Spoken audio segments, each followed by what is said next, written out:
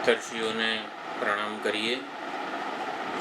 વિષ્ણુ પુરાણ પ્રમાણે બે પ્રકારની નામાવલી છે સપ્તર્ષિની. વસિષ્ઠ, કશ્યપ, અત્રિ, જમદગ્નિ, ગૌતમ, વિશ્વામિત્ર અને ભારદ્વાજ. યસ બોલીએ. અત્રિ, ભૃગુ, કુત્સ, વસિષ્ઠ, કશ્યપ, આંગિરસ. હા. અત્રિ, ભૃગુ, કુત્સ, વસિષ્ઠ, કૃપ, આંગિરસ. બીજા એટલે છે નામ પુલહ, ક્રતુ, વસિષ્ઠ, પુલસ્ત્ય, અત્રિ, અંગિરા, મરીચી. આ પણ બધા નામ છે. સપ્તર્ષિઓને પ્રણામ કરીએ, એમના આશીર્વાદ મળે આપણને. ઓમ સહનાવવતુ સહનૌ ભુનક્તુ સહ વીર્યંકરવાવહૈ તેજસ્વિનાવધીતમસ્તુ મા વિદ્વિષાવહૈ. ઓમ શાંતિ શાંતિ શાંતિ. ઓમ ભદ્રં કર્ણેભિઃ શૃણુયામ દેવાઃ ભદ્રં પશ્યેમાક્ષભિર્યજત્રાઃ સ્થિરૈરङ्गैः स्तुष्टुवागुंसस्तनूभिः व्यशेम देवहितं यदायुः. स्वस्ति न इन्द्रो वृद्धश्रवाः स्वस्ति नः पूषा विश्ववेदाः स्वस्ति नस्तार्क्ष्यो अरिष्टनेमिः स्वस्ति नो बृहस्पतिर्दधातु. ओम शांति शांति शांति. हरि ओम. श्री गुरुभ्यो नमः. हरि ओम. सदाशिवसमारम्भां शङ्कराचार्यमध्यमाम् अस्मदाचार्यपर्यन्तां वन्दे गुरुपरम्परां. वन्दे गुरुपरम्पराम्.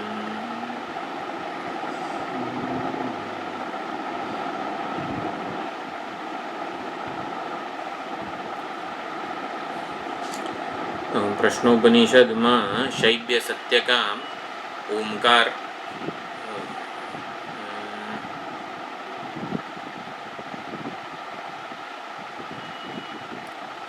ઓમકારના ધ્યાન વિષયક સુંદર ચર્ચા થઈ રહી છે. ઓમકારની ત્રણેય માત્રાઓનો કેવી રીતે ધ્યાનમાં ઉપયોગ કરી શકાય એની ચર્ચા છેલ્લે ચાલતી હતી.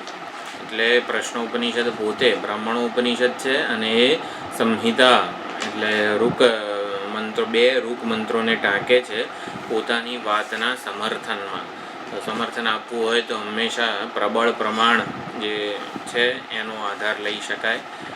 અને માટે જે છેલ્લા બે મંત્રો છે રૂક મંત્રો એ જોવાના છે. એટલે પ્રશ્નોપનિષદ પ્રશ્ન 5 એનો 6ઠ્ઠો અને 7મો મંત્ર છે.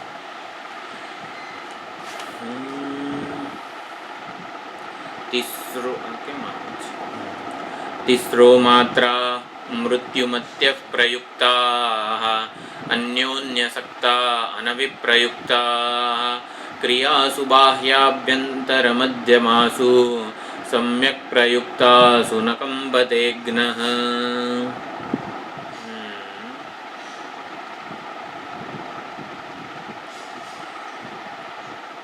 તીસરો માત્રા એટલે ઓમકારની જે ત્રણ માત્રાઓ છે અકાર, ઉકાર, મકાર. પ્રયુક્તા યદિ પ્રયુક્તા જો એનો ઉપયોગ થયો હોય, પૃથક પૃથક ઉપયોગ આપણે અહીંયા સમજવાનું, અધ્યાહાર કરવાનો છે. પૃથક પૃથક ઉપયોગ, સ્વતંત્ર ઉપયોગ. હું માત્ર અકાર માત્રા વડે જે ઉપલક્ષિત પરમાત્માનું સ્વરૂપ છે એનું જ ધ્યાન ધરીશ. એટલે હું માત્ર અકારનું જ ધ્યાન ધરીશ, અકાર અર્થ સાથે જ તાદાત્મ્યાપન્ન થઈશ.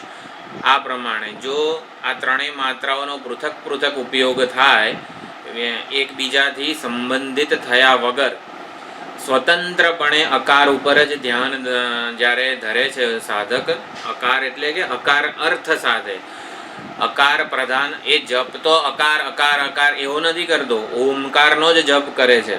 આ ઉપાસક ઓમકારનો જ જપ કરે છે, ઓમકારની જ ઉપાસના કરે છે, પણ એમાં દ્રષ્ટિ એણે અકારની, અથવા તો અકાર અર્થની અથવા તો વિરાટની રાખેલી છે.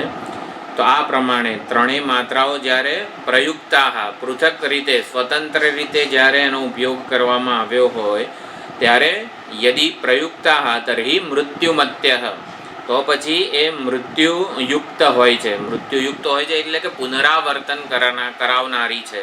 ઉપાસકનું પુનરાવર્તન થાય છે આ સંસારમાં. જન્મ મૃત્યુના ચક્રમાંથી એની મુક્તિ થતી નથી, પુનરાવર્તન ચાલુ જ રહે છે. એટલા માટે કીધું યદિ પ્રયુક્તા તર્હિ મૃત્યુમત્ય ભવંતી. તો જો એનો આ ત્રણેય માત્રાઓ મૃત્યુમતી છે, મૃત્યુમત્ય એટલે પ્રથમ બહુવચન, ત્રણેય માત્રાઓ મૃત્યુ ગોચર છે, મૃત્યુ લાવનારી છે, ઉપાસકને મૃત્યુનો ની પ્રાપ્તિ કરાવનારી છે. ત્યારે પ્રયુક્તા જ્યારે એનો પૃથક પૃથક સ્વતંત્ર રીતે ઉપયોગ કરવામાં આવે ત્યારે. પરંતુ જો યદિ અન્યોન્યસક્તા અનવિપ્રયુક્તા, અન્યોન્યસક્ત એકબીજા સાથે સંબંધિત થઈને જો એનો ધ્યાન ધરવામાં આવે, અનવિપ્રયુક્તા એટલે વિશેષ રૂપે સમ્યક પ્રકારે એનો ઉપયોગ કરવામાં આવે ત્યારે ક્રિયાસુ બાહ્યાભ્યંતર મધ્યમાસુ જાગ્રત સ્વપ્ન સુષુપ્તિ આદિ સર્વ અવસ્થાઓમાં સમ્યક પ્રયુક્તાસુ એનો સારી રીતે ઉપયોગ થાય ત્યારે ન કંપતે જ્ઞઃ. તો જ્ઞઃ એટલે એનો વિભાગવિત, અપર અને પરબ્રહ્મનો વિભાગ જાણનારો જે ઉપાસક છે, પ્રણવ ઉપાસક, એ કંપિત થતો નથી. કંપિત થતો નથી, ડિસ્ટર્બન્સથી મુક્ત થઈ જાય છે. બધા જ પ્રકારના વિઘ્નોથી, આધ્યાત્મિક, આધિભૌતિક, આધિદૈવિક જે કોઈ વિઘ્નો છે એનાથી એ ડિસ્ટર્બ થતો નથી. ડિસ્ટર્બન્સથી મુક્તિ એને મળી જાય છે. ન કંપતે જ્ઞઃ એ વિચલિત થતો નથી. આ પ્રમાણે ફળ કહેવામાં આવ્યું. એટલે અ, ઉ અને મ એ ત્રણેય માત્રાઓ અલગ અલગ રીતે પ્રયુક્ત થાય તો મૃત્યુગોચર જ રહે છે. પરંતુ પરસ્પર સંબંધ કરીએ, એમનો વિપરીત રીતે ઉપયોગ ન થાય તો પછી આ બધી ત્રણ અવસ્થાઓમાં એનો ઉપાસક અનેજત એટલે કે વિચલિત અચળ જ થઈ જાય છે, વિચલિત થતો નથી. પ્રયુક્તા એટલે સ્વતંત્ર રીતે ઉપયોગ મંત્રમાં છે. પ્રયુક્તા મૃત્યુમત્ય એટલે પ્રયોગ થાય ત્યારે એ મૃત્યુમત્ય હોય છે સ્વતંત્ર રીતે. પરંતુ અનવિપ્રયુક્તા, હવે અહીંયા બે વખત નિષેધ કરવામાં આવ્યો છે. બે એટલે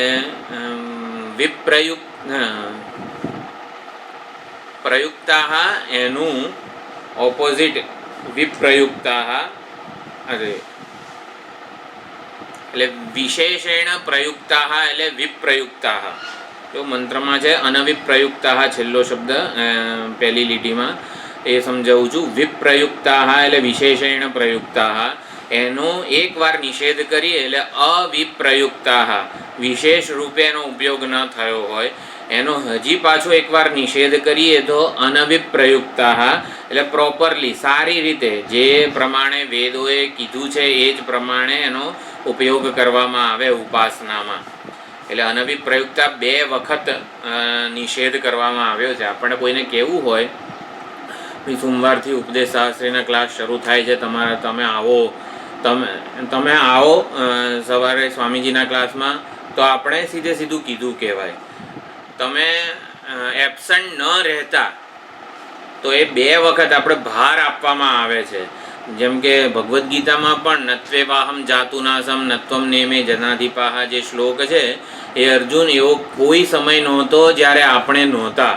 બે વખત નેગેટિવ જ્યારે નિષેધ કરવામાં આવે ત્યારે એનો ભાર પડે છે. એટલા માટે તમે આવજો ક્લાસમાં અને પછી તમે એબસન્ટ ન રહેતા, તમે ન આવો એવું ન કરતા. તો આ પ્રમાણે બે વખત નિષેધ કરવાથી આમ એમ્ફેસાઇઝ થોડોક વધારે ભારપૂર્વક આપણે અર્થ પહોંચાડી શકીએ છીએ.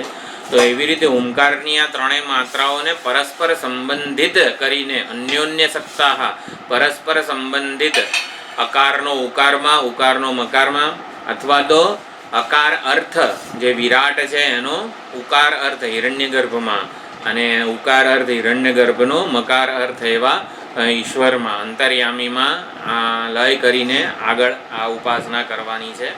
અને અને અનભિપ્રયુક્તા એટલે પ્રોપરલી સંપૂર્ણ રીતે, અનભિપ્રયુક્તા એટલે સંપૂર્ણ ઓમકાર અક્ષરની ઉપાસના, ત્રિમાત્ર વિશિષ્ટ જે આખો એક અક્ષર છે એમાં એક માત્ર દ્વિમાત્ર એવું નહીં, પરંતુ આખા ઓમકારની ઉપાસના જે કરે છે એ જ્ઞઃ એ જે ઉપાસક છે એ ન કંપતે એટલે એ વિચલિત થતો નથી, ડિસ્ટર્બન્સથી મુક્ત થઈ જાય છે. એટલે અને અહીંયા લખ્યું છે બાહ્ય આભ્યંતર અને મધ્યમાસુ ક્રિયાસુ ન કંપતે જ્ઞઃ. એટલે આ બધી જે બાહ્ય આભ્યંતર અને મધ્યમ ક્રિયાઓ જે છે એના શરીર દ્વારા થતી હોય એ બધી ક્રિયાઓમાં પણ એ વિચલિત થતો નથી. બે પ્રકારના અર્થ કરે છે. બાહ્ય એટલે જાગ્રત આદિ જેટલી અવસ્થાઓ છે એ, આભ્યંતર એટલે સુષુપ્તિ વગેરે જે અવસ્થાઓ છે, અને મધ્યમ એટલે સ્વપ્ન. આ એટલે આવો જે ઉપાસક હોય એને બિહામણું સ્વપ્ન પણ નથી આવતું. જાગ્રતમાં તો ભય લાગતો જ નથી, પરંતુ સ્વપ્નમાં પણ એને ભય વગેરે નથી લાગતો. તો બાહ્ય, આભ્યંતર અને મધ્યમ એટલે જાગ્રત આદિ, સ્વપ્નાદિ અને સુષુપ્તિ વગેરે અવસ્થાઓમાં એ કંપિત થતો નથી. અને દીપિકા જે શંકરાનંદ આચાર્ય જે છે એ બાહ્યને યાગ વગેરે જે જેમાં ટ્રાન્ઝેક્શન વધારે હોય, વ્યવહાર વધારે હોય એવી આ બાહ્ય ક્રિયાઓ, આભ્યંતર એટલે પ્રાણાયામ વગેરે જે આપણે કરતા હોઈએ છીએ એ, અને મધ્યમ એટલે માનસ જપ વગેરે જે કરતા હોઈએ છીએ એ વખતે પણ એને કોઈ પ્રકારના આધ્યાત્મિક, આધિભૌતિક, આધિદૈવિક વગેરે વિઘ્નો સતાવતા નથી. એટલે આવતા નથી, અથવા તો એ પોતે એ વિઘ્નોથી હોવા છતાં પણ વિચલિત થતો નથી. એ અચળ થઈ જાય છે, અનેજત થઈ જાય છે. એટલે કે એનાથી વિચલિત થઈ શકતો નથી આ જ્ઞાની મહાપુરુષ, આ ઓમકારનો જે ઉપાસક છે એ. એટલે આપણે સ્વતંત્રપણે અકાર પ્રધાન ઓમકારની ઉપાસના, એટલે માત્ર સ્થૂળ જગત જ છે, પરમાત્મા સ્થૂળ જગત રૂપે અભિવ્યક્ત થયા છે એટલી જ દ્રષ્ટિ નથી રાખવાની. આ સ્થૂળને જગતને નિયંત્રિત કરનારા જે કાયદા છે, નિયતિ છે, એ રૂપે પરમાત્માના દર્શન કરવા એટલું પણ પર્યાપ્ત નથી. એ પરમાત્માનું પૂર્ણ સ્વરૂપે આપણે એને સમજવાનો છે, એની ઉપાસના કરવાની છે. પૂર્ણ પરમાત્મા છે પોતે પૂર્ણ જ. પૂર્ણમાંથી પૂર્ણનું આવાહન કરીશું, પૂર્ણમાંથી પૂર્ણની ઉપાસના કરીશું તો પૂર્ણનો લાભ મળશે. પૂર્ણમાંથી અંશનું આવાહન કરીશું તો અંશ જેટલો જ આપણને લાભ મળશે. એટલે અહીંયા આ મંત્રો દ્વારા એવું કહેવામાં આવે છે કે પરમાત્મા પૂર્ણ છે, માટે પૂર્ણ કોઈક એક વિશેષતામાં બદ્ધ રૂપે એને ઉપાસવાના નથી. એને કૃત્સ્ન એટલે સંપૂર્ણ રૂપે એને ઉપાસવાના છે. સંપૂર્ણ રૂપે ઉપાસવાના છે એટલે કોઈક વિશેષ રૂપે નહીં. એટલે સ્થૂળ જગત, સૂક્ષ્મ જગત, અંતર્યામી એવી કોઈક ઉપાધિની વિશેષતા સાથે પરમાત્માને નથી ઉપાસવાના, પરંતુ એનું પોતાનું જે નિરુપાધિક સ્વરૂપ છે એનું પણ, એટલે અકાર, ઉકાર, મકાર, અને મકારનો જે અમાત્રમાં લય કરવાનો છે, તો એવી રીતે મકારનો અમાત્રમાં લય એટલે ઓમકારની જ ઉપાસના છે, પરંતુ ધ્યાન એમાં અમાત્ર ઉપર કે જેમાંથી આ ત્રણ ઓમકારનો જપ ઉદ્ભવે છે એ અધિષ્ઠાન ચૈતન્યનું ધ્યાન કરવાનું છે. એમાં અધિષ્ઠાન ચૈતન્ય કોણ છે? એ હું જ છું, મારાથી ભિન્ન નથી. તો એવી રીતે એના ઉપર ધ્યાન કરવામાં આવે એટલે પરમાત્મા પૂર્ણ ક્યારે થાય? જ્યાં સુધી એ મારાથી, ઉપાસકથી, દ્રષ્ટાથી, શ્રોતાથી જુદા રહે, મારી ઉપાસનામાં, મારી જ્ઞાન સાધનામાં, મારા વિચારોમાં. જ્યાં સુધી હું પરમાત્માને મારાથી જુદા રાખું ને ત્યાં સુધી પરમાત્મા પણ અપૂર્ણ જ રહેવાના છે. એટલે પરમાત્માને પૂર્ણતાની પ્રાપ્તિ ક્યારે થશે? જ્યારે પરમાત્માને હું મારાથી અભિન્ન રૂપે જાણીશ અને ઉપાસનામાં માનીશ. જાણવાનું જ્ઞાનથી છે અને ઉપાસના ચાલો હું એવો માનસ પ્રત્યય ચલાવું કે પરમાત્મા મારાથી અભિન્ન છે, હું પરમાત્મા છું. એ તો અહંગ્રહ ઉપાસના વગેરે છે જ, પરંતુ આવી રીતે પરમાત્માને પણ પૂર્ણતા ક્યારે મળશે? જ્યારે એ હું સ્વરૂપે રહેશે. એટલે મારાથી અભિન્ન સ્વરૂપે જ્યારે હું એને જાણીશ ત્યારે પરમાત્માને પૂર્ણતાની પ્રાપ્તિ થશે. તો આ પ્રમાણે અન્યોન્યસક્તાઃ અનવિપ્રયુક્તાઃ. અનવિપ્રયુક્તાઃ સુંદર શબ્દ છે, 2 વખત નિષેધ કરીને એક પોઝિટિવ અર્થ આપણને પહોંચાડેલો છે. અને ક્રિયાસુ એટલે બધી ધ્યાન વગેરે બધી ક્રિયાઓમાં વારંવાર જ્યારે અભિધ્યાન વગેરે જે ક્રિયા હતી એમાં પણ આ ઉપાસક છે એ વિચલિત થતો નથી. ભય કે કંપન રહિત એ થઈ જાય છે. ઓમકારની 3 માત્રાઓ જે અ ઉ અને મ છે એમાં બ્રહ્મ દ્રષ્ટિ કરવાની છે. અકારમાં વિરાટ દ્રષ્ટિ, ઉકારમાં હિરણ્યગર્ભ દ્રષ્ટિ, મકારમાં અંતર્યામી ઈશ્વરની દ્રષ્ટિ. આ પ્રમાણે અને પ્રયુક્તાઃ એટલે બ્રહ્મ દૃષ્ટિ વિના સ્વાતંત્ર્યેણ ધ્યાનાય પ્રકર્ષેણ અવગતાઃ. પ્રયુક્તાઃ મૃત્યુમત્યઃ એટલે અહીંયા એવું કહેવામાં આવ્યું છે કે જે સાધન આપણને આપવામાં આવેલું છે એ સાધનમાં આસક્તિ ન થઈ જવી જોઈએ. આપણે અકારનું આલંબન લીધું. શરૂઆતમાં આ સમગ્ર સ્થૂળ પ્રપંચ રૂપે, સ્થૂળ જગત રૂપે આપણે પરમાત્માને સમજવાનો, પરમાત્માને જોવાનો, પરમાત્માને માણવાનો પ્રયત્ન કર્યો અને એ આ પ્રકારની ઉપાસનાથી, વિરાટ દ્રષ્ટિથી આપણને સંપૂર્ણ સ્થૂળ જગત રૂપે પરમાત્માની ભાવના આપણી દ્રઢ થઈ જાય.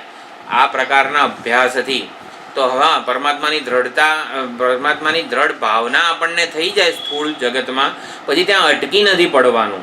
અહીંયા એ જ કહેવામાં આવે છે કે પ્રયુક્તાઃ મૃત્યુમત્યઃ. જે સાધન આપણને આપવામાં આવે છે સાધનની આસક્તિ ન હોવી જોઈએ. એટલે જેમાં પણ એ સાધન આપણને જે લક્ષ્ય સુધી પહોંચાડવા માટે છે, એટલે આપણા ધ્યાનમાં તો લક્ષ્ય જ હોવું જોઈએ, સાધન નહીં. સાધન માટેની આસક્તિ ન હોવી જોઈએ. એટલે એકવાર સાધન પોતાને પગથિયું છે, 10 પગથિયા ચડવાના છે આપણે, તો પહેલું પગથિયાની ચરિતાર્થ કૃતાર્થતા ક્યારે થાય? એ ચડી જઈએ અને બીજા પગથિયા આપણને પહોંચાડે. ના, પહેલા પગથિયાએ તો મને છેક નીચેથી ઉપર સુધી લાવ્યો છે, હવે તો હું એને ના જ છોડી શકું, તો આપણે ત્યાં ને ત્યાં રહીએ. એટલે પ્રયુક્તાઃ મૃત્યુમત્યઃ. તો સ્થૂળ જગતમાં પરમાત્માની દ્રઢ ભાવના કરાવી આપી આપણને આ અકાર માત્રા સાથે સંબંધિત જે વિચારો છે એ બધા વિચારોને લીધે સ્થૂળ જગતમાં, સ્થૂળ વ્યક્તિમાં, પ્રપંચમાં આપણને પરમાત્માની દ્રઢ ભાવના થઈ જાય. પછી આગળ વધવાનું છે, ત્યાં અટકી નથી પડવાનું. એટલા માટે અહીંયા અનવિપ્રયુક્તાઃ અન્યોન્યસક્તાઃ કીધેલું છે. તો આ પ્રમાણે શરૂઆતમાં એવા પરબ્રહ્મનું ઓમકાર અભેદેન ધ્યાન જ કરવું જોઈએ. એનાથી જ આ જ્ઞઃ ઉપાસક વિચલિત થતો નથી. આ 6થો મંત્ર છે. હવે 7મો મંત્રમાં ઓમકારનું આ સમસ્ત ધ્યાન છે એ કેવી રીતે પરબ્રહ્મની પણ પ્રાપ્તિ કરાવે છે એનું સમર્થન આપે છે. ઋગ્ભિઃ એતં યજુભિઃ અંતરિક્ષં સામભિર્યત્તત્ કવયો વેદયન્તે તમ ઓમકારેણૈવ આયતનેન અન્વેતિ વિદ્વાન યત્તચ્છાંદમ અજરમ અમૃતમ અભયમ પરમ ચ ઇતિ. અકાર ની ઉપાસના કરનારને ઋગ્વેદની ઋચાઓ ફરીથી મનુષ્યલોકમાં સદ્ગુણ સંપન્ન બ્રાહ્મણ રૂપે એને લઈ જાય છે ઉપાસકને. અને એટલે અનેક યોનિઓમાં એનું ભ્રમણ કરવું પડતું નથી, પરંતુ પાછો એ આવી રીતે સદ્ગુણ સંપન્ન બ્રાહ્મણ રૂપે જન્મે છે. તો સાધક આ ઉપાસક છે એ ઋગ્વેદ વડે આ લોકને, ઋગ્ભિઃ એતમ મનુષ્યલોકમ મર્ત્યલોકમ, તો ઋગ્વેદની ઋચાઓ વડે અહીંયા મનુષ્યલોકને પ્રાપ્ત થાય છે. યજુર્વેદના મંત્રો વડે અંતરિક્ષ લોકને પ્રાપ્ત થાય છે. અને સામભિઃ અને સામ મંત્રો વડે યત્તત્ કવયો વેદયન્તે, એટલે કે જે આ કવિઓ જેને જાણે છે, કવિઓ એટલે કે આ પ્રમાણે જે ઉપાસકો છે, જે અહંગ્રહ વગેરે ઉપાસના કરનારા હોય છે, એ બ્રહ્મલોકને પ્રાપ્ત થાય છે. તો કવિઓ ક્રાંતદર્શી વિદ્વાનો જેને જાણે છે એવા બ્રહ્મલોકને પ્રાપ્ત થાય છે. એટલે સામવેદના મંત્રો કવિઓ જેને જાણે છે એવા સામલોકને પ્રાપ્ત કરાવે છે ઉપાસકને. તમ ઓમકારેણ એવ આયતનેન, ઓમકાર રૂપી આલંબન વડે જ, ઓમકાર રૂપી પ્રતીક વડે જ વિદ્વાન અન્વેતિ યત્તચ્છાંદમ અજરમ અમૃતમ અભયમ પરમ, તો પરમબ્રહ્મ અજર અમર અમૃત અભય સ્વરૂપ જે પરમબ્રહ્મ છે એને પણ પ્રાપ્ત કરી લે છે. આ પ્રમાણે આ ઓમકારની ઉપાસનાનું અહીંયા ફળ કથન પણ કહેવામાં આવ્યું. જે સર્વથી પર છે, સર્વથી શ્રેષ્ઠ છે એવો પરબ્રહ્મ લોક પણ પ્રાપ્ત થાય છે. કઈ રીતે? ઓમકારની મીમાંસાથી. ઓમકાર લક્ષ્યાર્થ બને છે. ઓમકારનો વાચ્યાર્થ તો અપરબ્રહ્મ છે. વિરાટ, હિરણ્યગર્ભ, અંતર્યામી, ઈશ્વર એ બધા અપરબ્રહ્મ છે, સોપાધિક બ્રહ્મ છે. પરમાત્માનું ઉપાધિ કે નામ અને રૂપ રૂપી ઉપાધિ સહિતનું એ વેશ સહિતનું રૂપ છે. ઓમકાર વાચ્યાર્થ બને છે. ઉપાસના દ્વારા એ અપરબ્રહ્મની ડાયરેક્ટ પ્રાપ્તિ કરાવી આપે છે અને એ પોતે ઓમકારની વિચારણા દ્વારા સાધક પરબ્રહ્મને પણ પ્રાપ્ત કરી લે છે. કઈ રીતે? ક્રમમુક્તિ દ્વારા. એટલે બ્રહ્મલોકમાં જઈને બ્રહ્માજી પાસે આ બધું શ્રવણ વગેરે કરે અને પછી કલ્પાંતે મુક્ત થાય છે. તો આ પ્રમાણે આ ઓમકાર એ પર અને અપરબ્રહ્મ, આ પર અને અપરબ્રહ્મ બંને આ ઓમકાર રૂપ છે અને ઓમકાર વડે બંનેનો નિર્દેશ થાય છે. સીધો નિર્દેશ ઓમકાર વડે અપરબ્રહ્મનો થાય છે અને ઓમકાર પોતે લક્ષિત બને છે, લક્ષ્યાર્થ બને છે પરબ્રહ્મના જ્ઞાન માટેનું. એટલે ઓમકાર પ્રતીક છે, આલંબન છે. ઓમકારનું અભિધ્યાન હકીકતમાં સાધન છે. આ વસ્તુ ખાસ સમજવાની છે. મેં ગ્રુપમાં લખ્યું છે એ પ્રમાણે સુખારથી ધન માટે ધંધો શરૂ કરે. એટલે જોઈએ છે શું? મને સુખ જોઈએ છે. તો સુખ મેળવવા માટે ચાલો એવી માન્યતા હોય કે હું આટલા કરોડ રૂપિયા ભેગા કરીશ કંઈક ધંધો નાખીને કે ગમે તે રીતે. તો ધંધો શેના માટે નાખ્યો? ધન મેળવવા માટે. અને ધન શેના માટે મેળવે છે? એ સુખ માટે. તો હકીકતમાં એને ધન નથી જોઈતું, એને તો સુખ જ જોઈએ છે. તો એવી રીતે સુખ સ્થાનીય શું છે? પરબ્રહ્મ છે, નિરુપાધિક સ્વરૂપ પરમાત્માનું. તો સુખાર્થી એવી રીતે પરબ્રહ્મના જ્ઞાનનો ઈચ્છુક જે ઉપાસક છે એ શું છે? સુખાર્થી ધન માટે ધંધો શરૂ કરે. તો એવી રીતે પરબ્રહ્મની ઈચ્છાવાળો જે છે, પરમાત્માની પ્રાપ્તિની નિર્વિશેષ સ્વરૂપના જ્ઞાનની ઈચ્છાવાળો જે વિવિધિષુ સાધક છે એ ધન માટે એટલે કે અપરબ્રહ્મની પ્રાપ્તિ માટે ઓમકારની ઉપાસના કરે છે. તો ધંધો છે એ ઓમકાર, ધંધા સ્થાનીય આ ઓમકારની ઉપાસના છે. અપરબ્રહ્મની પ્રાપ્તિ એ ધન સ્થાન. આપણે ધન મળી જાય એટલે સુખી થઈ જાય એવું નથી. ધન મળે, અપરબ્રહ્મની પ્રાપ્તિ થાય પછી એ ધનની પ્રાપ્તિ સુખના માટેનું દ્વાર છે. એવી રીતે અપરબ્રહ્મની પ્રાપ્તિ એટલે કોઈક વિશેષતાવાળા પરમાત્મા સાથે આપણું તાદાત્મ્ય થવું. કોઈક ઉત્કૃષ્ટ વેદોક્ત સોપાધિક રૂપ હોય પરમાત્માનું, એની સાથે આપણું તાદાત્મ્ય થવું. આ શિવજી, આ શંકર ભગવાન, કૃષ્ણ ભગવાન, રામ ભગવાન વગેરે એ સોપાધિક બ્રહ્મ કહેવાય છે કે પરમાત્માનું કોઈક ઉપાધિ સહિતનું રૂપ છે. હિરણ્યગર્ભ વગેરે આ બધા હિરણ્યગર્ભના જ નામ છે. હિરણ્યગર્ભ એ વૈદિક નામ છે, આ બધા પૌરાણિક નામ છે. તો આ પ્રમાણે પુરાણો એટલે આપણા શાસ્ત્રોક્ત જે કંઈ પણ છે એને સાથે આપણું તાદાત્મ્ય થાય અને પછી એ આપણું ઈષ્ટના દર્શન સુધીની ઉપાસના કરી હોય પછી એ ઈષ્ટ દેવતા જ આપણને નિરુપાધિક સ્વરૂપના જ્ઞાન માટેની અનુકૂળતા કરી આપે. તો એ ખાસ સમજવાનું છે. નારદજી, પછી ગાર્ગ્ય વગેરે જે આપણા ઉપનિષદોના દૃષ્ટાંતો છે એ લોકો આવી રીતે અપરબ્રહ્મ સુધી પહોંચ્યા હતા, અપરબ્રહ્મ સાથે તાદાત્મ્ય સિદ્ધ કરી લીધું હતું અને માટે એમને આ અપરબ્રહ્મરૂપી વેશ જેણે પહેરેલો છે એ પરમાત્મા પોતે પ્રસન્ન થાય છે અને પોતાનો વેશ એ પીગાળી દે છે, આ દ્રવિત થઈ જાય છે.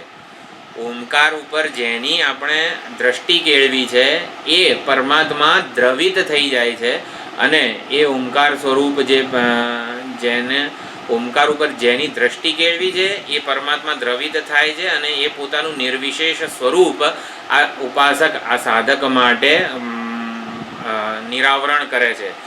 શું છે? યમે વૈશ વૃણુતે તેન લભ્ય તસ્યૈષ આત્મા વિવૃણુતે તનું સ્વામ.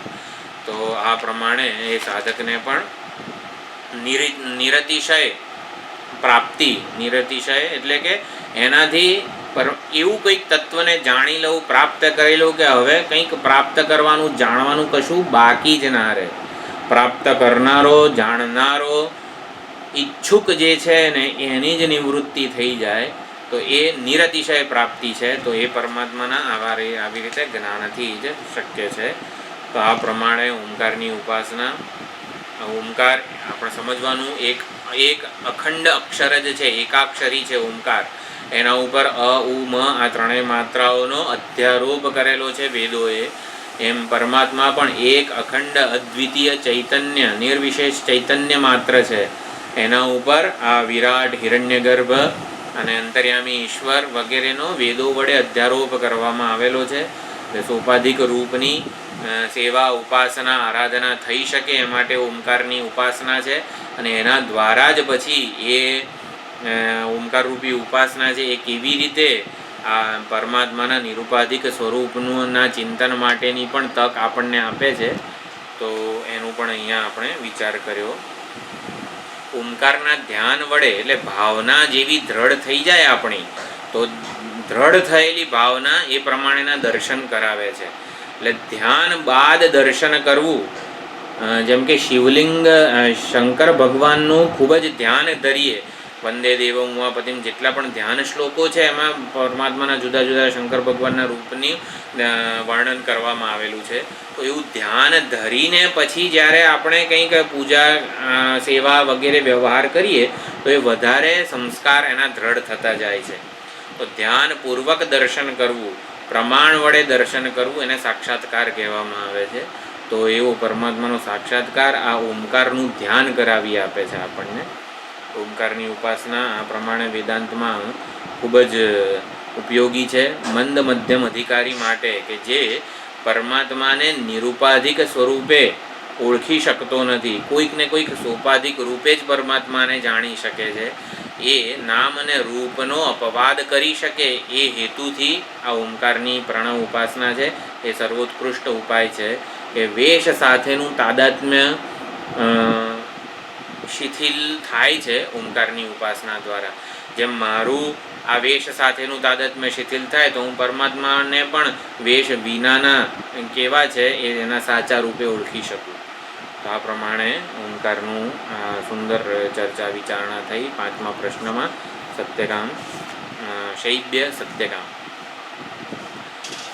હવે 6થો પ્રશ્ન છે, અંતિમ પ્રશ્ન, જગતના મૂળ વિષયક છે.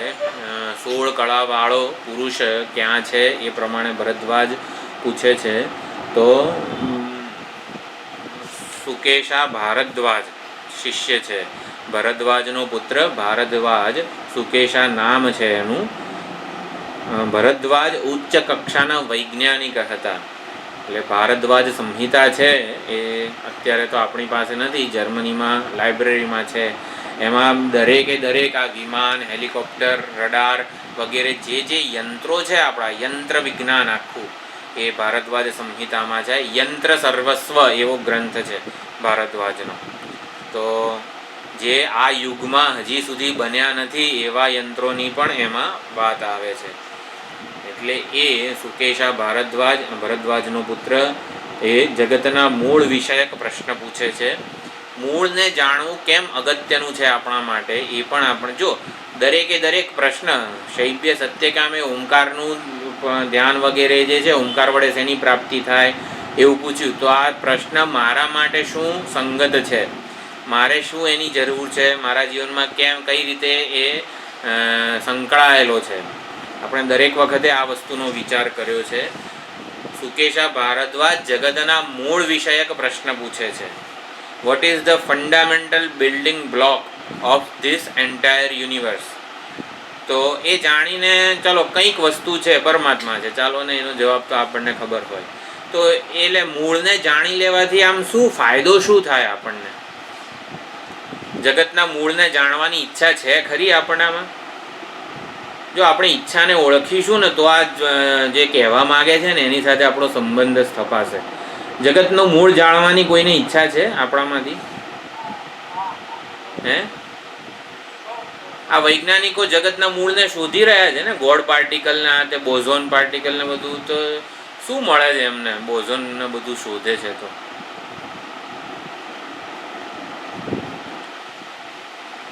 આમ જગતના મૂળને આમ ઓળખી લેવાની એવી આમ કંઈક ઈચ્છા છે ખરી આપણામાં કે ચાલો બોઝોન હશે, હા કંઈક હશે, પરમાત્મા હશે? આપણે ઈચ્છાને ઓળખવા માંગીએ છીએ. હા બોલો, શું કહો છો?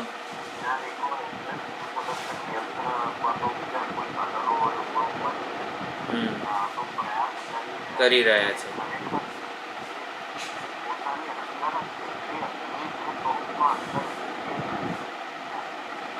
એટલે વૈજ્ઞાનિકોને પૂછીએ આપણે કે ભાઈ તમે શેના માટે આ બોઝોન કે ગોળ પાર્ટિકલને શોધો છો? તમારી શોધ કયા ઉદ્દેશ્યથી પ્રેરાઈને છે? હા હા હા હમ હમ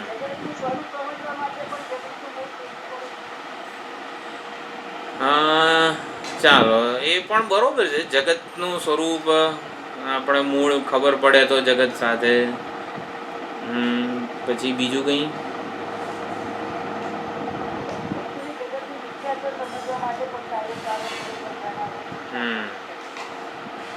બરોબર.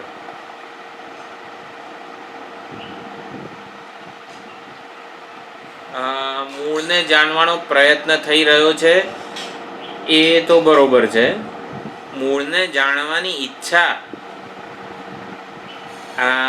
આપણા દરેક વ્યવહારમાં આ ઈચ્છા રહેલી છે એ ઓળખવાનું છે સૌથી પહેલાં તો.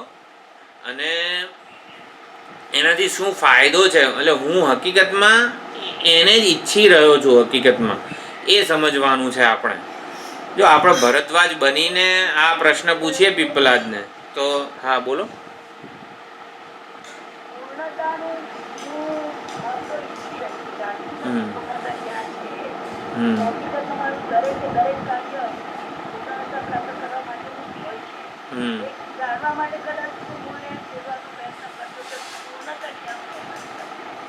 પૂર્ણતાને શોધવા માટે મૂળનો પ્રયત્ન કરીએ છીએ. શેખરભાઈ, what is the reason behind all this scientist experiments and હા શું થાય? દિશા મળે.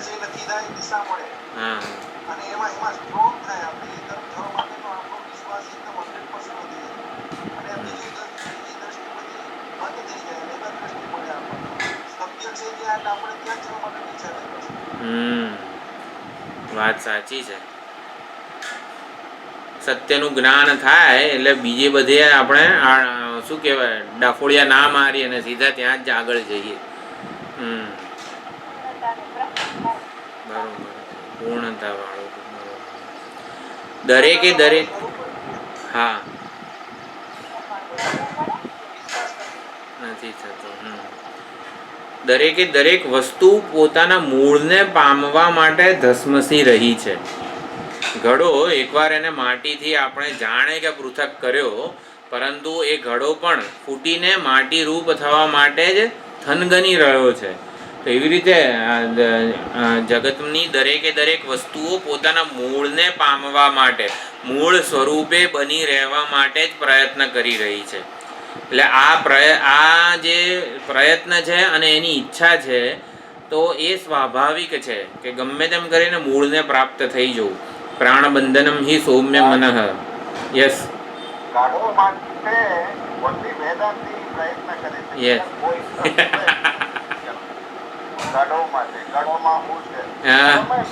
अरे घड़ा में सब शंकराचार्य जी ने पूरा वेदांत पढ़ा दिया है घड़ा लेके. हाँ, सब लक्षणा जो है वेदांत का अंतिम तात्पर्य वो एक घड़े में समझा दिया है. એટલે પ્રાણબંધનમ હિ સૌમ્ય મનઃ છાંદોક્ય ઉપનિષદમાં કીધું છે. મન રૂપી ઉપાધિ વાળો જીવ એ પોતાના પ્રાણ એટલે કે બ્રહ્મના આશ્રય વાળો છે, બંધન વાળો છે. એટલે કોઈ પણ પોતાના આશ્રયમાં મૂળમાં જઈને જ નિરાત અનુભવે છે. આપણને આપણી મૂળભૂત ઈચ્છા શું છે કે હંમેશા નિરાત અનુભવવું. ક્યાં જઈને નિરાત અનુભવવું? તો નિરાત અનુભવવા માટે આપણે કોઈ સોફો, સરસ પોચો સોફો હોય એને શોધતા નથી, આપણે સુષુપ્તિને જ શોધીએ છીએ કે જ્યાં નિરાત અનુભવાય.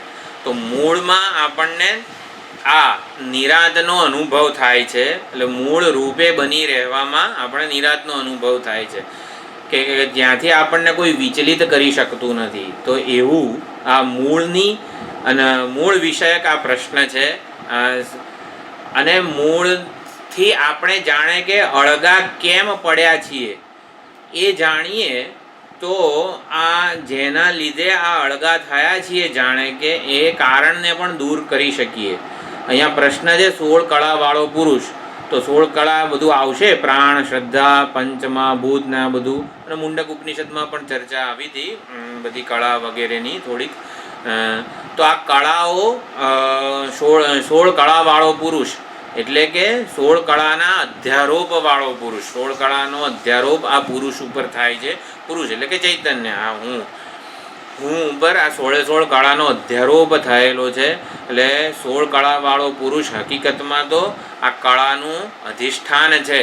એ કળાવાળો બની ગયો નથી, સ્વયં નિષ્કળ સ્વરૂપે રહીને જ એ કળાવાળો ભાસે છે.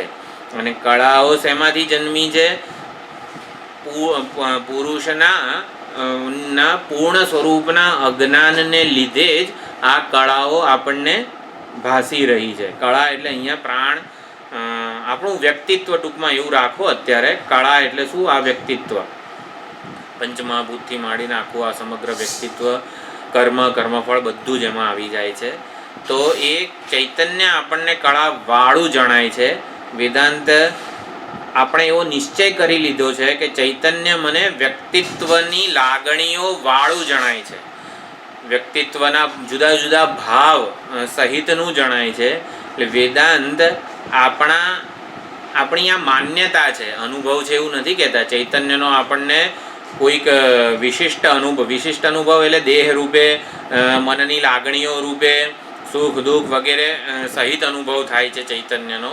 પરંતુ આવી આપણી માન્યતાને વેદાંત પડકારે છે અને એવું કહે છે કે જે વિશેષતાઓ કે વ્યક્તિત્વના અંશોનો તમને અનુભવ થાય છે ચૈતન્યમાં, એ બધાનો ચૈતન્ય પર માત્ર અધ્યારોપ થયો છે. હું જે નિર્વિશેષ ચૈતન્ય જ બની રહું છું અને કળાઓનો માત્ર અધ્યારોપ થાય છે.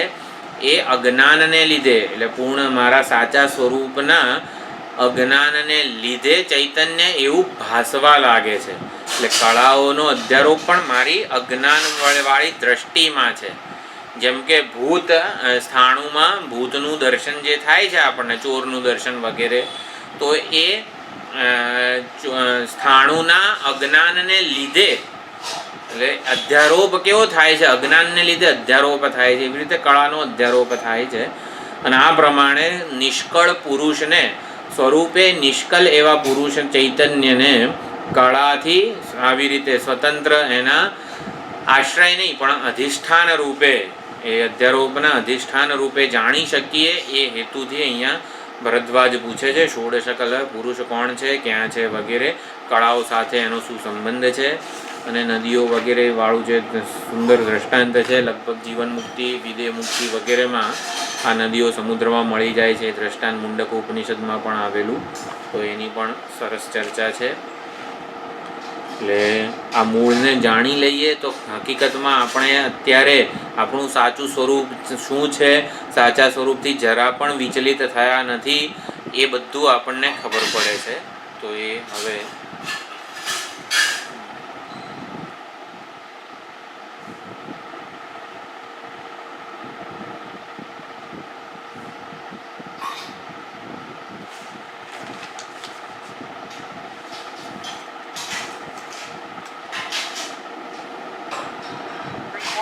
progress.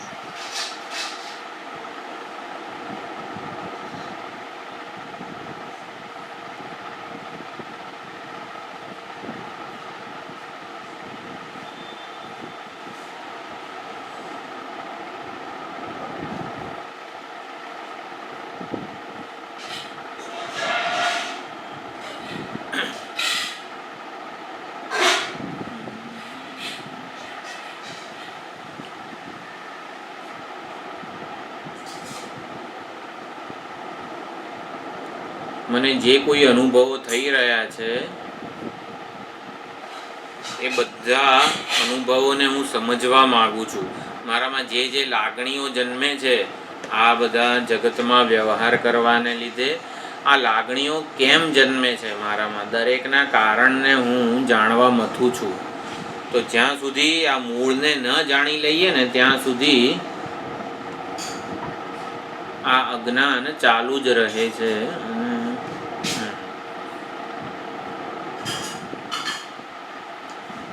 આ પ્રમાણે મૂળને જાણવાની મારી ઈચ્છા સ્વાભાવિક છે. એટલે હકીકતમાં મૂળને જાણી લઈએ ને તો કંઈ ન જણાયેલું બાકી રહેતું નથી. એક આ સૌથી વધારે અગત્યની વસ્તુ છે કે વૈજ્ઞાનિકો પણ આ બોઝોન પાર્ટિકલ, ગોડ પાર્ટિકલ વગેરેને શેના માટે જાણવાનો પ્રયત્ન કરે છે કે એને સમજી લઈએ તો કશું જ જાણવાનું આ જગતમાં બાકી ન રહે. જેમ કે માટીનું જે કાર્ય છે તો માટીને જાણી લઈએ પછી આપણા માટે માટીનું એક પણ કાર્ય કંઈક અદ્ભુત કે આશ્ચર્ય રૂપ ન રહી જાય. હા, ઓળખી લીધું કે આ માટી જ છે. હા, દરેક ઘરેણામાં સુવર્ણને ઓળખી લઈએ. સુવર્ણને ઓળખી લઈએ એટલે શું? એના મૂળને ઓળખી લઈએ. મૂળને ઓળખી લઈએ એટલે શું? તત્વના નિરૂપાધિક સ્વરૂપને ઓળખી લઈએ. તો આપણી આ જ ઈચ્છા છે કે દરેકે દરેક અનુભવ આપણને કોઈકને કોઈક વિશેષતાવાળો થાય છે. ચૈતન્યનો અનુભવ આપણને કોઈકને કોઈક વિશેષતાવાળો થાય છે. એને હું નિરૂપાધિક સ્વરૂપે ઓળખી લઉં તો હું મારા બધા જ અનુભવોને સાચી રીતે સમજી શકું. તો મૂળને જાણવાની ઈચ્છા છે એટલે શું? તત્વના નિરૂપાધિક સ્વરૂપને કે જે દેશકાળ વસ્તુથી જરા પણ સંબંધિત કે સંસ્પૃષ્ટ થયું નથી એવું નિર્વિશેષ સ્વરૂપ અથવા તો નિરૂપાધિક સ્વરૂપ. ચૈતન્ય જ્યારે દેહ સાથે તાદાત્મ્ય અધ્યાસવાળું હોય ત્યારે હું એવું જણાવું છું મને હું આ શરીર છું, શરીરના ગુણધર્મો, વિશેષતા વગેરે છું.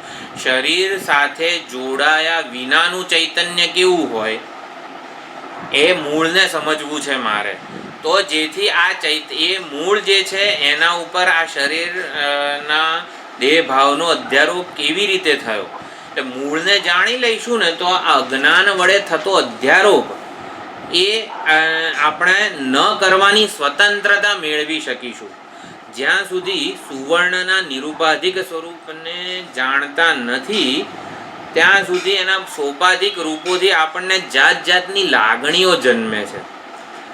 એકવાર એના નિરૂપાધિક સ્વરૂપને જાણી લઈએ પછી સોપાધિક રૂપ જે લાગણીઓ આપણામાં જન્માવે છે ને એ નહીં જન્માવે.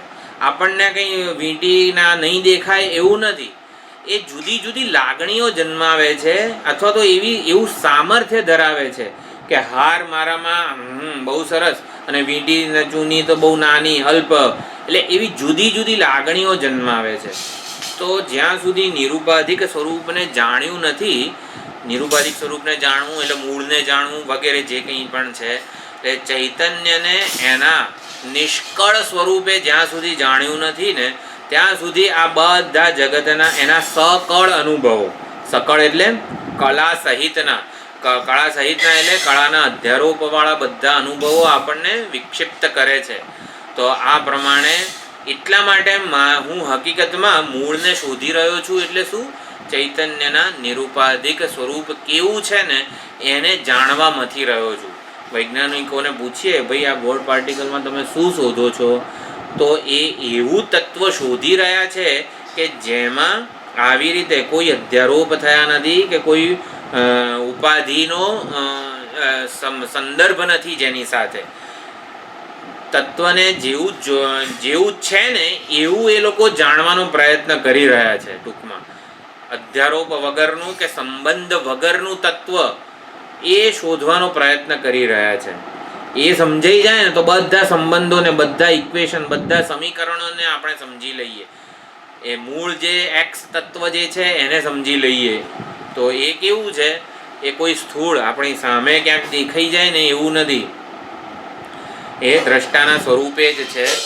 હકીકતમાં સમગ્ર દૃશ્ય વસ્તુ છે એ દ્રષ્ટાની દ્રષ્ટિમાં છે. શું કહેવાય છે? સ્થૂળ સ્થાણું અને ચોર કે ભૂત જે હોય, તો સ્થાણુમાં જે આપણને ચોરનું દર્શન થાય છે, તો ચોર ક્યાં રહેલો છે?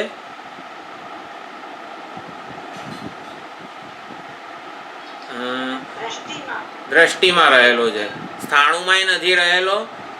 અને એટલે ચોરનું અનિર્વચનીય વસ્તુ છે. અનિર્વચનીય વસ્તુનો આપણને અનુભવ થાય છે, આપણને ભય, કંપન, પલાયન વગેરે લાગણીઓ પણ જન્મે છે. તો આ ચોર જે ભૂત, જે ચોર જે દેખાય છે ને, એનું હું મૂળ સ્વરૂપ જાણી લઉં. તો એટલે આપણે દ્રષ્ટાની દ્રષ્ટિમાં દૃશ્ય રહેલું છે. જે કોઈ પણ દૃશ્ય છે એનું અસ્તિત્વ ક્યાં છે? સ્વપ્ન જગતના ઉદાહરણથી ખબર પડી જાય. સ્વપ્નમાં મને લાડુ દેખાયો, તો એ લાડુ શું હતું? લાડુ આકારની મારી મનોવૃત્તિ જ હતી. એટલે લાડુ આકારની મનોવૃત્તિ રૂપે જ લાડુ રહેલો હતો, લાડુના સંકલ્પ રૂપે જ લાડુ રહેલો હતો. દ્રષ્ટાની દ્રષ્ટિ રૂપે જ દૃશ્ય રહેલું છે. દૃશ્ય ત્યાં નથી, એ મારી દ્રષ્ટિમાં છે, એ સમજવાનું છે. રજ્જુ અને સર્પ જે દેખાય છે, તો રજ્જુ ઉપહિત ચૈતન્ય. હવે જાગ્રતમાં આવીએ તો જાગ્રત અવસ્થાના અનુભવો કેવા છે? રજ્જુમાં સર્પ દેખાય છે, તો રજ્જુ ઉપહિત ચૈતન્ય જ રજ્જુ રૂપે જણાય છે, અને અજ્ઞાનને લીધે સર્પ રૂપે જણાય છે. રજ્જુ ઉપહિત ચૈતન્ય અથવા તો અસ્તિત્વ, અસ્થિભાતિ પ્રિય જેને કહેવાય, તો રજ્જુ ઉપહિત અસ્તિત્વ અથવા તો ચૈતન્ય આપણને રજ્જુ રૂપે જણાય છે અને સર્પ રૂપે પણ ભાસે છે. એવી જ રીતે અંતઃકરણ ઉપહિત ચૈતન્ય આપણને અંતઃકરણ અને દૃશ્યમાન જગત આ બંને રૂપે જણાય છે. દૃશ્યમાન જગત અને અંતઃકરણ આ બંને રૂપે કોણ જણાય છે? અંતઃકરણ ઉપહિત ચૈતન્ય જ જણાય છે. એટલે આ ખાસ અહીંયા સમજવાનું છે કે જે જણાય છે અને જે એ જણાયેલા રૂપને જાણનારો છે, આ બંને અંતઃકરણ ઉપહિત જ છે. અને એટલે દ્રષ્ટા પોતે દૃશ્યને સમજવાનો પ્રયત્ન કરે છે, એ વખતે આ બંને જ અધ્યારોપિત છે મૂળ ઉપરના. એવા મૂળને જાણવાનો પ્રયત્ન એટલા માટે આપણા માટે સૌથી વધારે અગત્યનો છે, કારણ કે શોધ કરનારો જે છે ને પોતે, એ જ પોતે કલ્પિત છે. એટલે જ્ઞાતાના સ્વરૂપે આપણને મૂળ ચૈતન્યના મૂળ નિરુપાધિક સ્વરૂપની ઓળખ થાય છે. અને એ માત્ર ને માત્ર આ વેદાંત શાસ્ત્ર જ કરાવે છે આપણને. વૈજ્ઞાનિકોની શોધ અનંત કાળ સુધી ચાલુ રહેશે મૂળને શોધવાની. કેમ? કારણ કે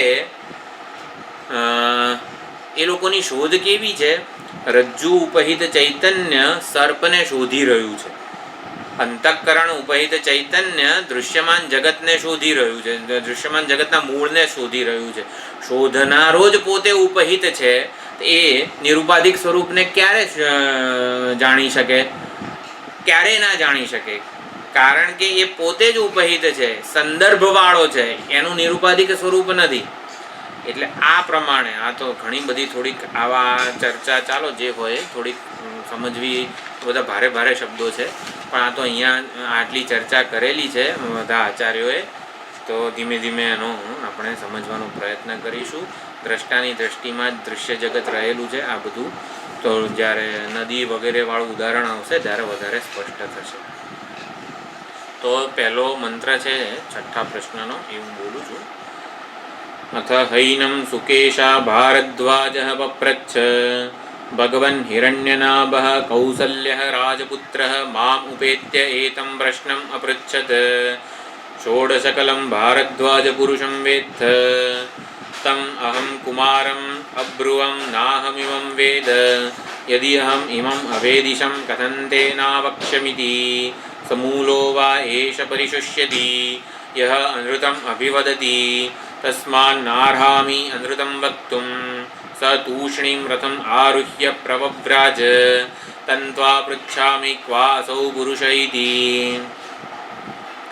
અથ એનમ પિપ્પલાદમ, પિપ્પલાદ ઋષિને સુકેશા ભારદ્વાજે આવીને પ્રશ્ન પૂછ્યો.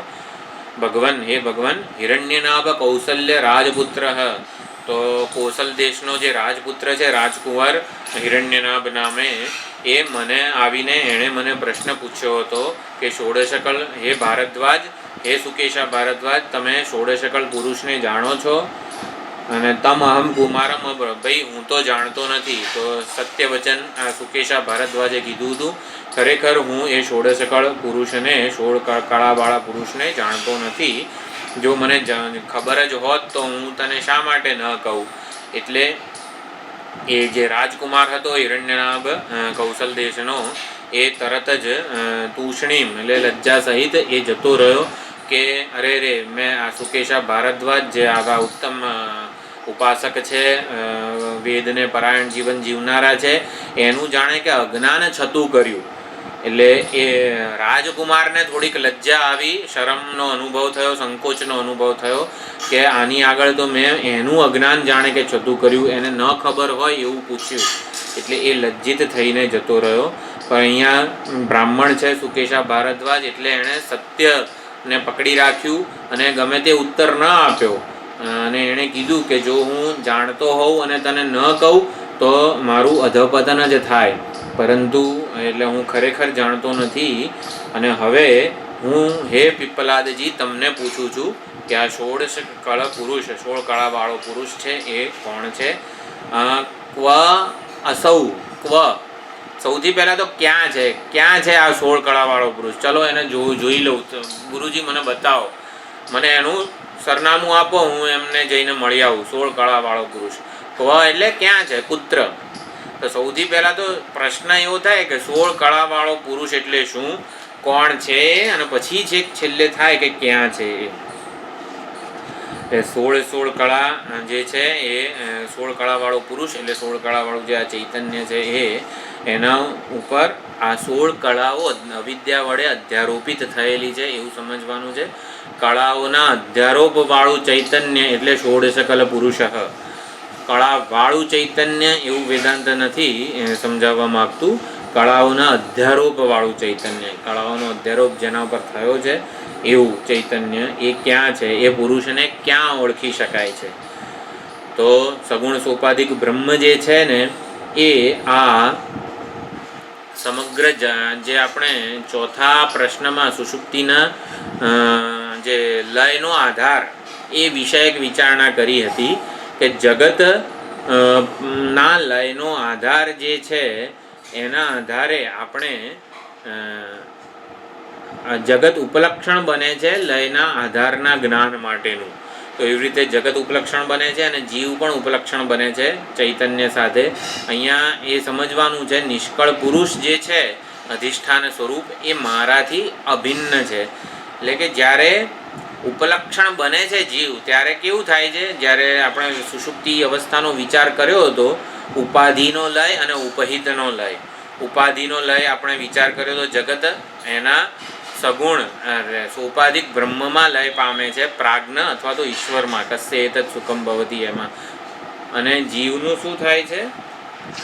ઉપહિતનો લય એટલે શું એનો વિચાર કર્યો તો આપણે. ઉપહિતનો લય એટલે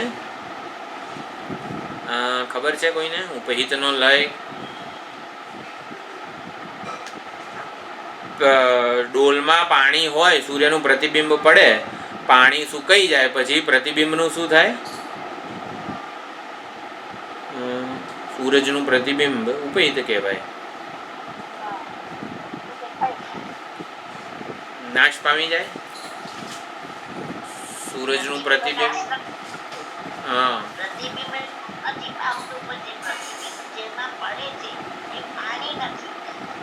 હા, પાણી સુકાઈ જાય ત્યારે પ્રતિબિંબનું શું થાય?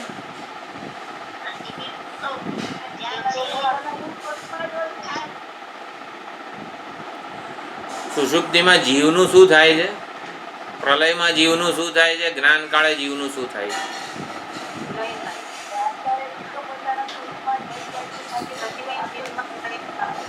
હે?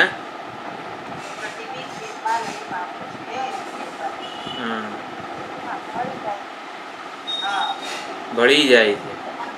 માધ્યમ ના હોય તો પ્રતિબિંબ દેખાય નહીં. માધ્યમ ન હોય તો પ્રતિબિંબ ન દેખાય, એ પ્રતિબિંબનો લય થયો.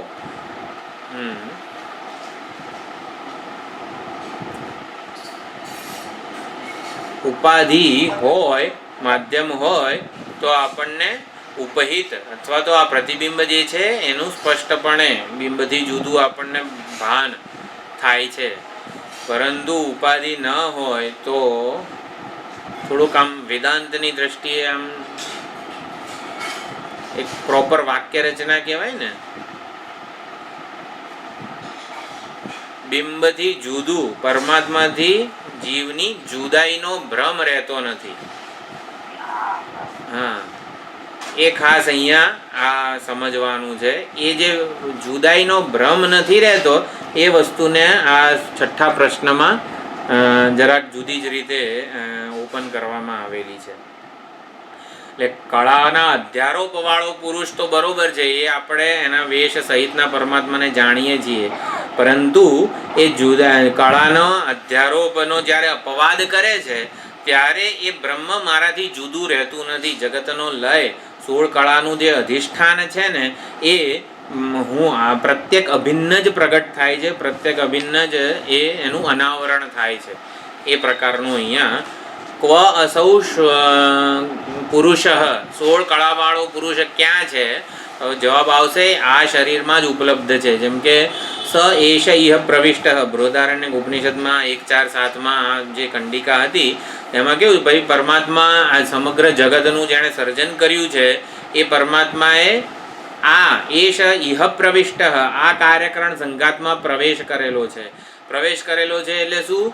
ક્યાંથી કઈ રીતે પ્રવેશ કર્યો છે? પ્રવેશ મુખ્ય તાત્પર્ય નહોતું. પ્રવેશનું તાત્પર્ય શું હતું? પ્રવેશ શ્રુતિ શું પહોંચાડવા માંગતી હતી કે પરમાત્માની ઉપલબ્ધિ સર્વ વ્યાપક રૂપે તો જગતમાં છે પરંતુ એ પરોક્ષ જ રહેશે. હા, પરમાત્મા સર્વવ્યાપક છે, ચલો આપણે એમને નમસ્કાર કરીએ, પરંતુ એ મારા એ ઉપલબ્ધ, હું એને જાણી ક્યાં શકું? તો જગતમાં નથી જાણવાનો. પરમાત્માને આપણા હૃદય ગુહામાં જ જાણવાનો છે, સાક્ષી કુટસ્થ ચૈતન્ય સ્વરૂપે. તો એ સાક્ષી કુટસ્થ ચૈતન્ય સ્વરૂપે પરમાત્મા નિષ્કળ છે, કળાના અધ્યારોપ વિનાના છે, અને માટે પરમાત્માનું પૂર્ણ સ્વરૂપ, પૂર્ણ ઉપલબ્ધિ સાક્ષી કુટસ્થ પ્રત્યેગાત્મ સ્વરૂપે જ થાય છે. તો એ પ્રમાણે આખી આ ષષ્ઠ પ્રશ્નની વિચારણા છે. એ ષષ્ઠ પ્રશ્નની સંગતિ બધા આપે છે આ પ્રમાણે વિદ્વાનો. અત્યંત જિજ્ઞાસુ થઈને મુક્તિમાં જે પરબ્રહ્મની પ્રાપ્તિ થાય છે જેની વાત ચતુર્થ પ્રશ્નમાં કરી, એને જાણવા માટે, નિરુપાધિક સ્વરૂપે જાણવા માટે આ સુકેશા ભારદ્વાજ આ પ્રશ્ન પૂછે છે. અને ઓમકાર પંચમ પ્રશ્નમાં જેની વાત કરવામાં આવી, મુક્તિમાં પરમબ્રહ્મની જે પ્રાપ્તિ થાય છે એના સ્વરૂપનું નિર્ધારણ કરવા માટે પણ આ પ્રશ્ન છે. અને હવે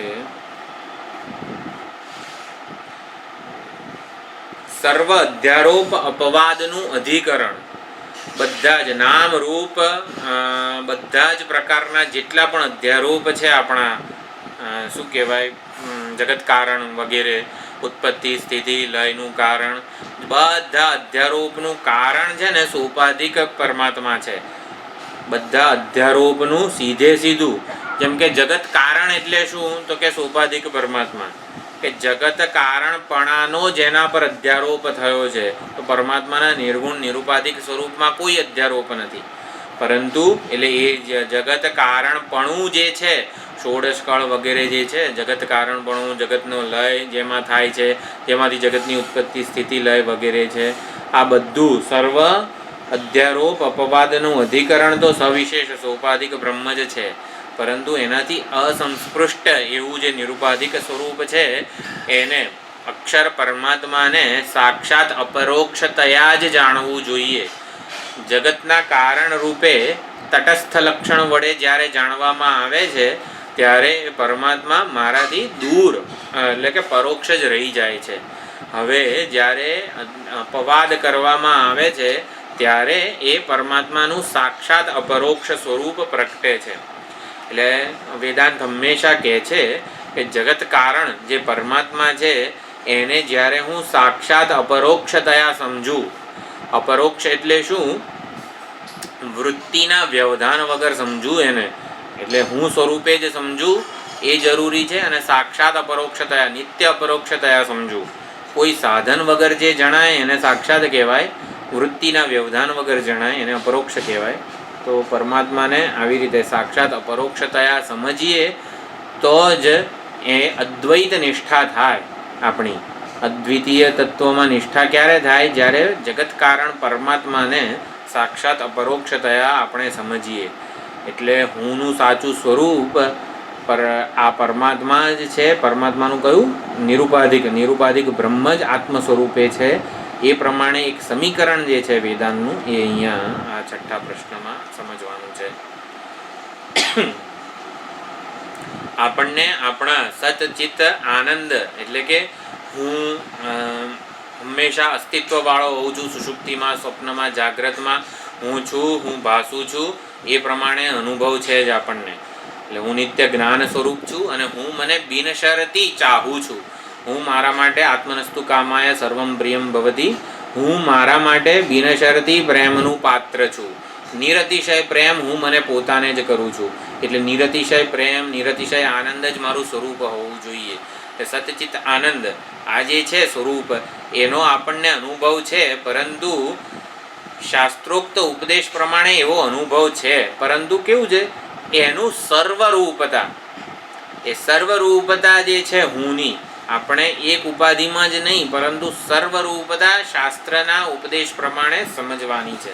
એટલે પરબ્રહ્મ જે છે, જે સમગ્ર જગતનું અધિષ્ઠાન છે, એ પ્રત્યેક રૂપે છે.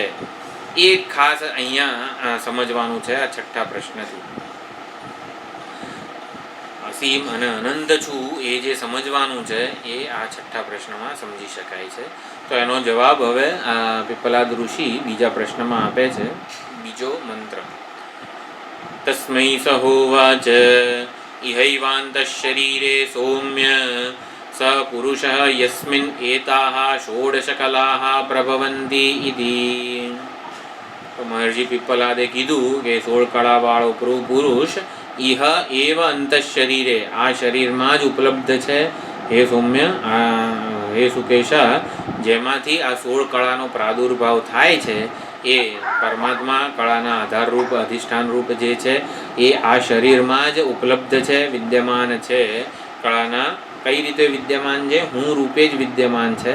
એમ જગત કારણ કળાવાળા પરમાત્માનો સીધો હું રૂપે જે નિર્દેશ કરવામાં આવેલો હોય તો આ 6:2 છઠ્ઠા પ્રશ્નનો બીજો મંત્ર વિશુદ્ધ ચૈતન્ય સ્વરૂપે નિરુપાધિક બ્રહ્મનું કૂટસ્થ પ્રત્યેક ચૈતન્ય સ્વરૂપે સીધું પ્રતિપાદન કરવામાં આવેલું છે. એટલે આપણા જે અનુભવો છે એને હવે ઓળખવાના છે. આપણને ચૈતન્યનો સકળ, કળ એટલે અહીંયા કલા એટલે વ્યક્તિત્વની જે વિશેષતાઓ છે એ સહિતનો અનુભવ થાય છે. હવે આ પ્રશ્નોપનિષદ કહે છે કે બધા અનુભવોમાં આ કળાઓ, વ્યક્તિત્વ જે છે એ માત્ર અધ્યારોપ છે ચૈતન્ય પરનો, અને ચૈતન્ય વિશુદ્ધ સ્વરૂપે જ અકબંધ રહે છે. કળાના અધ્યારોપ સહિત અનુભવાય છે ખાલી. એટલે જે ચૈતન્ય કળા વાળું નહીં, કળાના અધ્યારોપ સહિતનું અનુભવાય છે.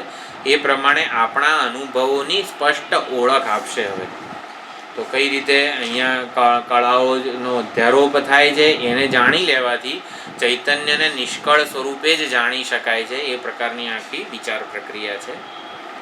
આ પણ સુંદર પ્રશ્ન છે આખો વેદાંતનો. અને એક સરસ જે આપણે